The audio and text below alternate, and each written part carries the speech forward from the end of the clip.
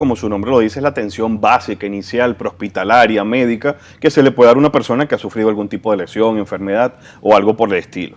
En caso de necesitar primeros auxilios, como hablamos en el segmento anterior, es importante en primer lugar conservar la calma. Luego, evaluar el escenario. Ahí evaluamos la escena, la situación, qué fue lo que ocurrió, si hay peligros para mí.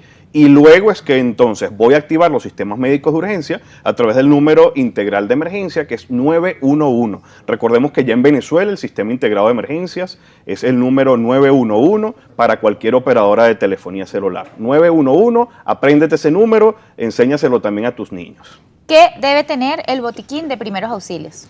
Bueno, también hablamos de la gestión de riesgo, ¿no? Y de cómo estar preparados. Siempre es importante que tengamos también un maletín, un equipo, un kit de primeros auxilios, y algunas de las cosas que puede contemplar este kit las vemos acá. Por ejemplo, tener un pequeño kit de lo que son curitas, algún tipo de adhesivo, cosas por el estilo. Podemos tener también un torniquete. De hecho, fíjate que por mucho tiempo el torniquete fue satanizado, pero hoy en día, ya desde hace varios años, se ha utilizado el torniquete como una excelente herramienta porque se han dado cuenta, la medicina basada en la evidencia, de la importancia de contener las hemorragias. Esta es la prioridad al llegar a una emergencia. Un torniquete no tiene que ser necesariamente este que ya viene prefabricado, pero sí tener algún tipo de torniquete. Bueno, hoy en día además tenemos tecnología o dispositivos como este tipo de termómetros que se pusieron de moda con el tema del coronavirus, pero el clásico termómetro de mercurio nos puede seguir sirviendo, ¿ok? Entonces tener un termómetro es importante, igual como hablamos de la tecnología, este tipo de dispositivos que se también pusieron de moda con el coronavirus es el oxímetro de pulso, ¿no? También utilizado para saber el pulso y el porcentaje de oxígeno. Un tensiómetro, que volvemos a lo mismo, no tiene por qué ser un tensiómetro digital, puede ser el convencional tensiómetro analógico, pero es importante saberlo usar, ¿ok? Por supuesto también tipos de pomadas, antisépticas para quemaduras, alcohol, agua oxigenada, gasas. Incluso también es importante contar con algún tipo de tijera para poder cortar precisamente las gasas, las vendas o cualquier otro tipo de elemento. ¿Y todo esto se consigue en cualquier farmacia del país? Sí, en cualquier farmacia se consiguen la mayoría de los insumos, como digo, no necesariamente tienen que ser los digitales, nosotros porque trabajamos con atención prehospitalaria, digamos que tenemos los más tecnológicos, pero con tener lo básico es importante, lo importante es tenerlo, ¿ok? Vamos a hablar un poco sobre los protocolos a seguir en caso de las emergencias más comunes, heridas. Ok, en caso de heridas, es importante primero conservar la calma, como ya hemos venido mencionando, lavar la herida con abundante agua y evaluar la herida, ver cómo fue, qué tipo de herida es, que no hayan elementos incrustados como pequeñas piedras, vidriecitos o sucios. Lavar bien eso. Incluso se puede lavar con agua y jabón azul. ¿Y con alcohol?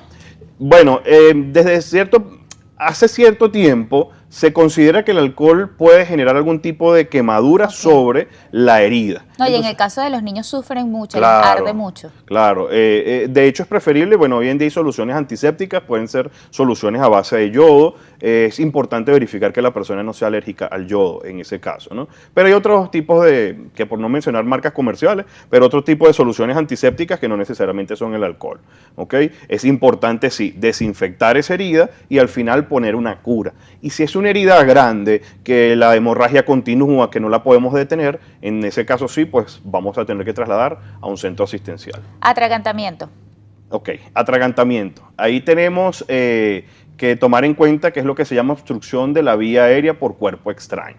En ese caso la persona se va a llevar las manos al cuello y nos vamos a dar cuenta que está, digamos que se va a poner como cianótico, algo por el estilo. De hecho, tenemos por aquí a alguien que nos va a apoyar para hacer una demostración. En la próxima parte vamos en el a ver siguiente, bueno, para que se queden y vean el siguiente bloque, que ahí vamos a aplicar lo que se llama la maniobra de Heimlich. Ahogos en la playa. Bien, en el caso de ahogos en la playa, también en el siguiente segmento vamos a hablar un poquito de reanimación cardiopulmonar, en el caso de lo que se llama inmersión, que es, digamos, el término técnico, cuando una persona está por inmersión, bien sea en una playa, en una piscina, igual lo vamos a retirar y es importante voltearlo para que bote el agua y aplicar la maniobra de RCP, que también la vamos a mencionar en el siguiente bloque. Fracturas.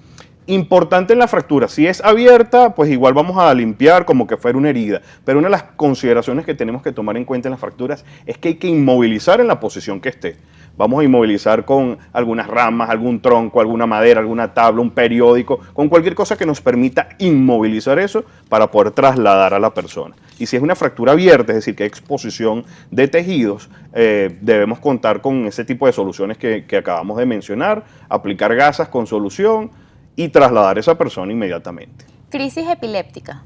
En el caso de las convulsiones, que no necesariamente son por crisis epilépticas, hay otros tipos de situaciones que pueden generar convulsiones. Una de las cosas más importantes es que la persona no se esté golpeando el cráneo contra el piso y tratar de evitar que se muerda la lengua. No vayan a colocar una paletica de helado, esos bajalenguas, porque realmente el paciente lo va a morder y lo va a romper. Una billetera, un monedero, un pañuelo, es el tipo de cosas que son adecuadas para colocarlo en la boca para que la persona no se vaya a morder. Y tampoco vamos a tratar de contenerlo, simplemente agarrar el cráneo para que no se golpee, colocar ese objeto en la boca para que no se muerda la lengua, y si es importante anotar el inicio y en cuanto al tiempo, ¿no? El inicio y la culminación de esa convulsión para indicarle eso al médico. Después de brindar los primeros auxilios, ¿a dónde acudir con el paciente o a dónde llamar? Tú comentabas en el bloque anterior que el 911 está activo. Como bombero, ¿a dónde más podemos ir? Bien, además de llamar. El 911 es el número telefónico integrado de emergencias. El Cuerpo de Bomberos del Distrito Capital tiene el 0212-545-4545. Los bomberos de la UCB el 0212-605-2222. Por ahí le pueden dar además atención telefónica, porque muchas emergencias no necesariamente tenemos que trasladar, sino a lo mejor con una simple inducción podemos, digamos que resolver. Es importante también entender, oye, que los centros asistenciales no necesariamente debemos colapsarlos con cosas que yo sé que muchas veces, sobre todo cuando las madres tienen un chamo pequeño y el chamo tiene fiebre, pero para ese tipo de emergencias vamos a acudir a los ambulatorios y en caso realmente de ser necesario, pues obviamente a los centros asistenciales.